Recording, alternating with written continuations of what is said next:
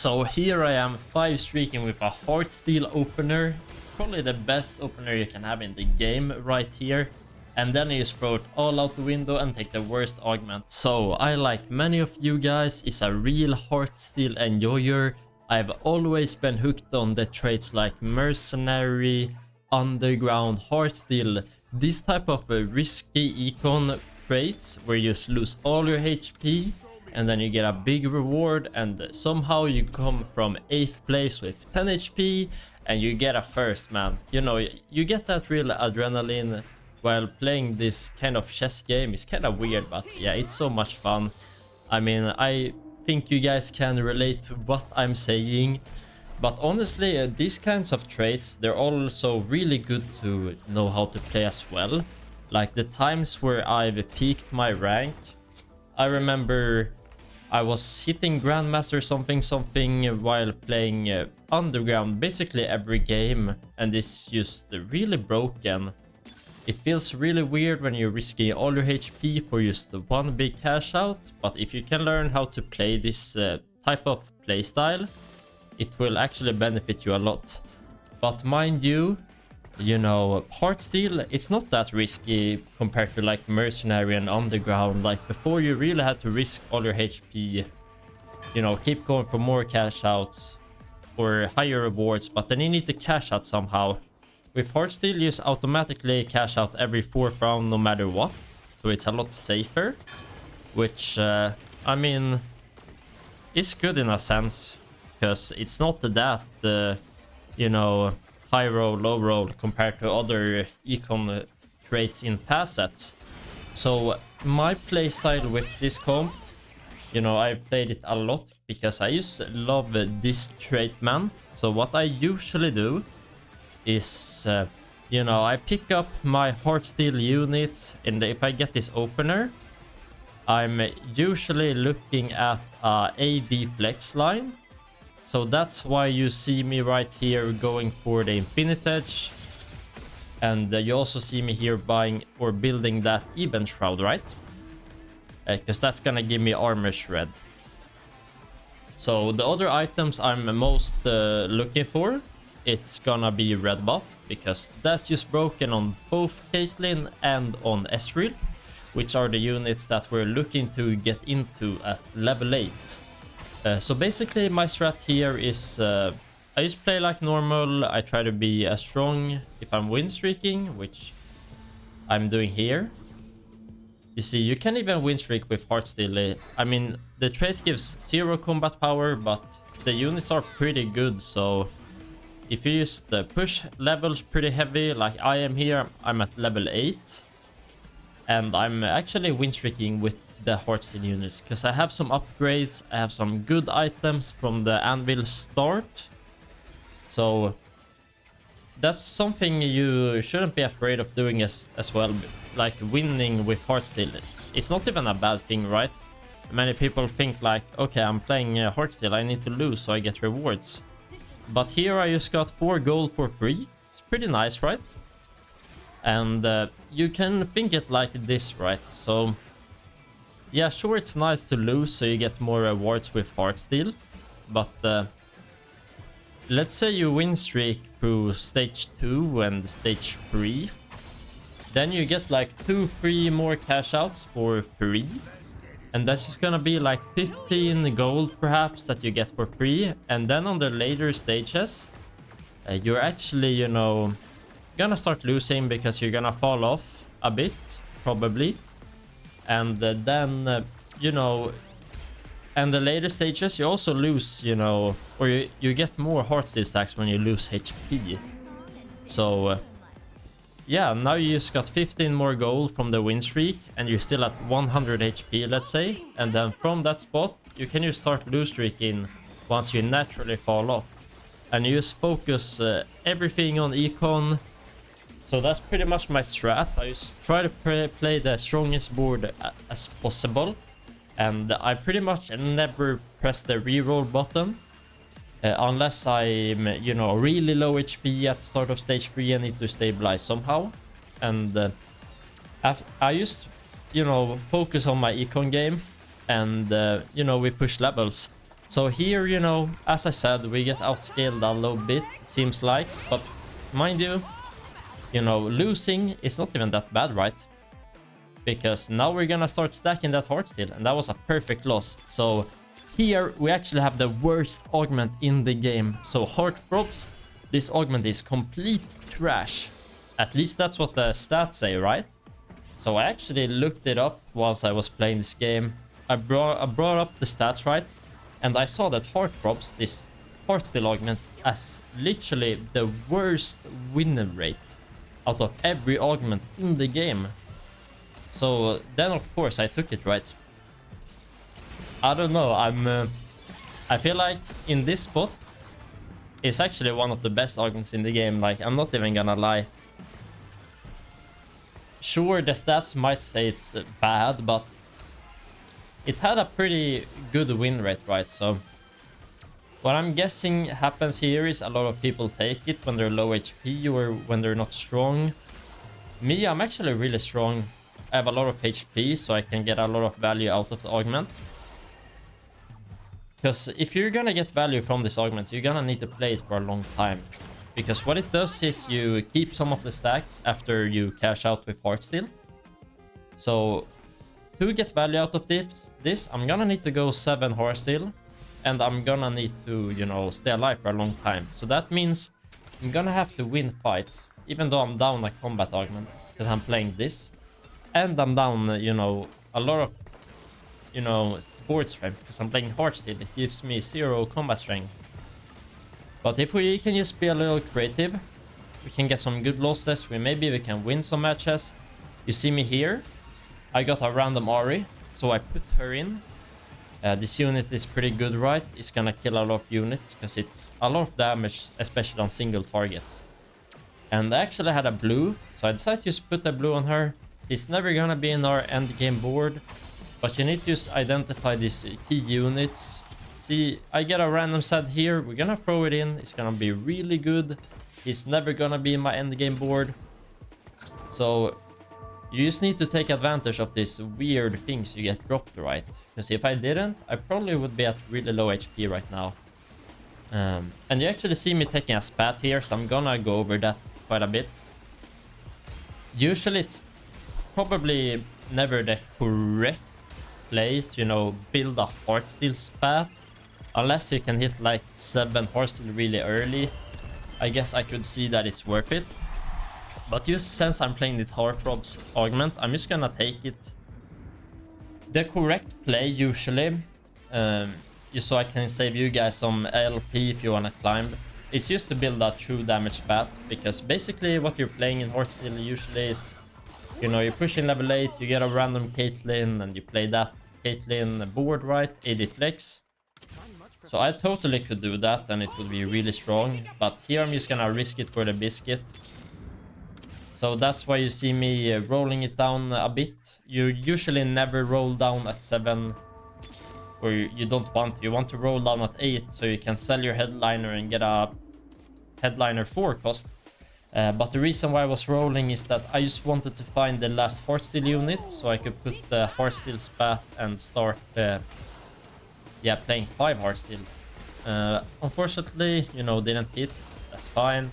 But at least I found some other good units. Here I almost built a Sunfire, but I realized I need that belt for Heartsteel. So we're not gonna build the Sunfire. So on to the last augment right here. We're just gonna take something that gives us a lot of board strength, right? Stationary support, completely broken. Yeah, that's just an insta take, don't even have to think about that. It's especially good, it gives us more frontline. We're gonna play backline carries, so yeah, that's just broken. So now we're gonna build this spat, and ooh, yeah. You call me crazy, right? I see the worst augment in the game, I take it, but have some faith, guys. I'll make it work, I promise. So we're just gonna build that Gunblade. Pretty mid-tier item, honestly, in this comp. But, you know, we're gonna get some items from Heartsteel Cashas probably. I just wanna make sure we kill as many units as possible. And, you know, stay high HP. This is one of these weird games where I will just keep playing Hearthstone even though I'm gonna be high level. You know, I could totally pivot out of it, but that's not what we're gonna do. We're gonna grid it all the way. Ain't no other way to play. So here, gonna put the dummy there in the back just to give my Aphelios and Ari some attack speed, you know, just so they deal a lot more damage. Especially Ari, right? You see, she does a lot of damage here. It's basically because of this attack speed.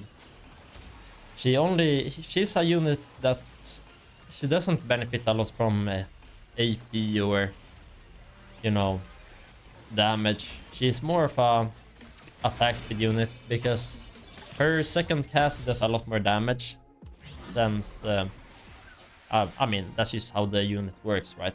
So having more attack speed on her gets her to cast more often, and that's just gonna mean she gets that second cast off and deals a lot of damage, right? So maybe I should do a guide on this Ari comp. I bet you guys know how to play the Ari. I mean, it's dominating the meta. But maybe I'll do a guide on that. I don't know. But that's not what we're playing here though. I basically just built this blue buff because it's really broken on, you know, Ezreal. So that's pretty much the two lines. You either play Ezreal with after Hearthstone if you're level 8, you know. Or you play the Caitlyn. But, you know, it's pretty awkward, right, if we were to have a blue buff on Caitlyn. That's really bad because she has so high mana. So since I play this blue buff, I kind of need to play, you know, Ezreal. But then again, we could just play both Ezreal and Caitlyn. That's fine as well. Something a lot of high-elo players do, I've seen.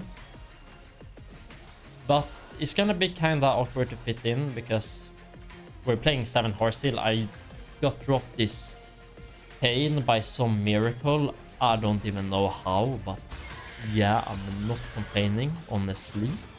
So we're just gonna sell our Aphelios here. And we're gonna level up to 8. So this is usually what you do when you're playing this level 8 comps is when you get to the Raptor round, you sell your headliner so you get a free level 8 shop. That's just, you know, you get a bit higher chance of seeing the headliner you want, right? When you sell it around before, you get one more shop where you see a headliner. So we're just gonna roll till we find Ezreal. This is... Yeah, I never skip Caitlyn, but... since I'm playing this Heartthrobs Augment, I was like... I'm just gonna roll for this Ezreal headliner, but...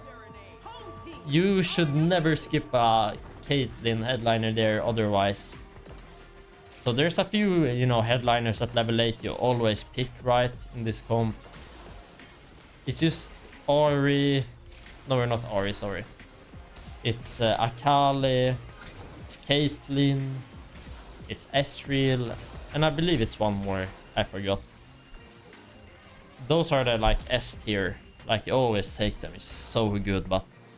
We're gonna risk it for the biscuit here. So we actually got a pretty sweet cash out there, let me tell you. So what we need right now is just a lot of front line. So we're gonna put this locket on this dude right here, and we're gonna take another Martyr for some healing. And we're just gonna take another locket. The locket item is real nice. It gives me both tankiness, but it also gives me attack speed for all the units behind. So for now I kinda into my positioning, but we're gonna solve that pretty soon. And those two lockets combined with my stationary support is just gonna give my Ezreal so much attack speed. And then boom, there we found the Ezreal as well. Holy, Okay, he's gonna one-shot like this is gonna be crazy. Because I have full damage items on him. Which means when he's casting, he's pretty much almost gonna one-shot. But now he also gets his attack speed, so he's gonna cast infinitely. You see how fast he attacks. It's like he has 2 Ginsos, but we don't even have a single Ginso on him, right? So this is like the best of every world. We have the full damage, and then we just get full attack speed from our supportive items. So it's pretty good stuff. Here, what are we looking at? Let's see. Probably just a tank item or something on Kane. Oh, I forgot. I got a Kali. Oh, that makes sense. So we just put that, get the last item on a Kali. We're gonna put her up so she gets the locket value. Because she's gonna be in the front line as well. She's gonna be so tanky with Sterex giving her HP. And then she has all this healing from, you know, her passive. The true damage passive, as well as Gunblade. Ooh, this Akali is actually gonna pop off. Holy. And then she just gets like 60 armor and MR from the lockets, as well as attack speed. Yeah, this kinda crazy, man. So you see, with the Heartthrobs here is where we're really getting strong, right? We're actually almost at 600 stacks right here. Holy. So, alright, we're actually at 600 stacks. Okay, 7 horse speed. Let's get it. Let's see what it has to offer us right here. Alright, some gold. Alright. Okay. It's the Tactician's Crown, as well as, you know... This is actually like getting 2 prismatic augments, I just realized. It's like getting the, you know, +1 champion augment, and like getting the... You know, what's it called? Roll the dice or something like that. There's 1 prismatic augment that gives you a radiant item. So I basically just got 2 prismatic augments. So at this point, you can just insta-win the game. So I'm pretty sure it's never the correct play to keep playing Heartsteel right here. Like if you really want to secure a first place, but yeah, we're just gonna keep playing Heartsteel, man. We're gonna see if we can get some even better words than this. And yeah, Hearts were Ilaoi with 2 lockets. Buffing her is pretty good, but yeah, Ilaoi with a radiant, 2 radiant items is even better, right? So that's what we're gonna give her. We don't have any anti-heal, so pretty good to just get that Sunfire in. Always nice to have some sort of anti-heal in your comp, right? And boom. Since we have Heartthrobs, our stacks, you know, we're saved from that big cash out. So after the first fight, that was a win, mind you. I already have 250 stacks almost, so yeah. Hopefully we're able to cash this out as well. See what the madness we can cook up. Might as well buy that Dona. I don't know. I think I can use AFK here and I win, honestly. Is that good, right? That's an interesting Lucian build. Blue buff on him. I don't think that's the play. But you do you. I feel like Lucian is kind of an underrated unit, honestly. I feel like no one actually like plays that unit. I remember, like, if you can get a Ginso on him, it's actually really good. Because he stacks the Ginso on when he's ulting, right? I feel like you can actually... If you get a Lucian 2 with a Ginso, maybe a, you know, Infinite Edge, something like that, he can actually do a lot of damage. I remember I had a Yas game, you know, I had a 3-star board. I just sold him in the late game because I was losing. I picked up a headliner Lucian and I won the game, so I feel like that unit can be really good, but in just a very few spots, right? It's not a unit that is often gonna pop off. But if you have the right setup for it, it's really good. It's kind of like Diego, right? So, on to the finals right here. What are we looking at? I don't know. Let's just take that Ilaoi, try to get her 2-starred. It's gonna be a big spike, right? Gonna put in that 2-star sack, just more front line, and gets us Bruiser. And boom, that's a 2-star Kane. Yeah, pretty good stuff right there, honestly. Might even get more gold now, because, you know, the Kane passive and all of that. So we're gonna reforge the Nashers. Feel like that's not the item we want. I feel like Kane, we could put it on Kane. He has slow mana, he will cast a lot, but I feel like he's mostly just ulting. He doesn't auto that much. It's because, you know, when he takes damage, he gets mana, so he just insta-ult. So getting an attack speed item on him is not really the play, right? Okay, that's, yeah, a lot of items. So, sure, let's just cook up a pretty fun Sona here. Why not? Let's see what we can get, right? I mean, let's just cook up the Pain instead, I guess. Alright, this man is about to one-shot the entire enemy team. Holy! Okay, look at this gold, man. So I actually didn't know this. I realized it at when I was playing this game.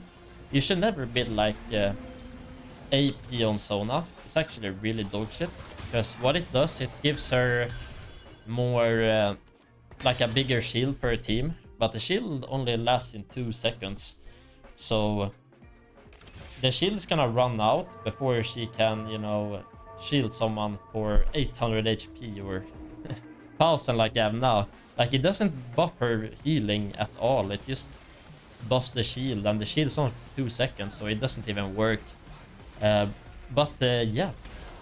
Let's just watch this fight out. Mind you, this guy is strong. He has 2 mana items and a vintage and a 2-star yin. But hey, no match for the worst augment in the game. Thank you guys so much for watching. Be sure to subscribe for more TFT content. Peace out.